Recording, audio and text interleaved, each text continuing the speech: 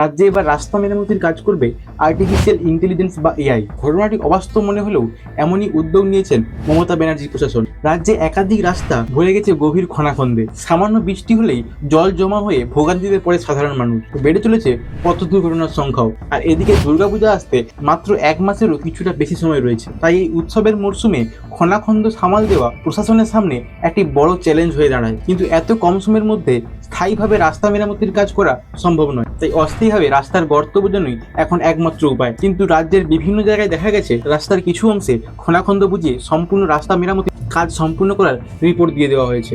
আবার অনেক ক্ষেত্রে নিম্নমানের সামগ্রী ব্যবহার করার অভিযোগও উঠেছে। তাই এই কাজে সরকার প্রচুর পরিমাণে টাকা বিনিয়োগ করলেও তৃণমূল স্তরে সেই কাজের গুণগত মান নিয়ে প্রশ্ন ওঠার অবকাশ থেকেই যায়। তবে এবার আসছে নতুন উদ্যোগ। তার গর্ত এবং খনাখন্দের মানচিত্র তৈরি করবে এই এআই, এবং সেই তথ্য যাবে সরাসরি সরকারের কন্ট্রোল রুমে। প্রতিটি রাস্তার জন্য তৈরি করা হবে একটি আলাদা আলাদা রিপোর্ট। সেই রিপোর্টে রং দিয়ে চিহ্নিত করা হবে সেই রাস্তার অবস্থা।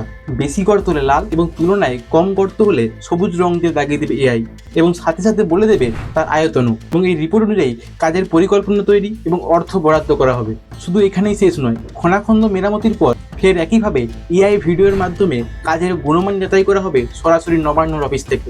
রাস্তা মেরামতির কাছে এই এআই এর ব্যবহার দুর্নীতির হাত থেকে কতটা রক্ষা করবে সেটাই এখন দেখার বিষয়। এই নতুন উদ্যোগ আপনার কেমন লাগলো কমেন্টে অবশ্যই জানান, এবং এরকম আরো ভিডিও পেতে চ্যানেলটিকে সাবস্ক্রাইব করে রাখুন।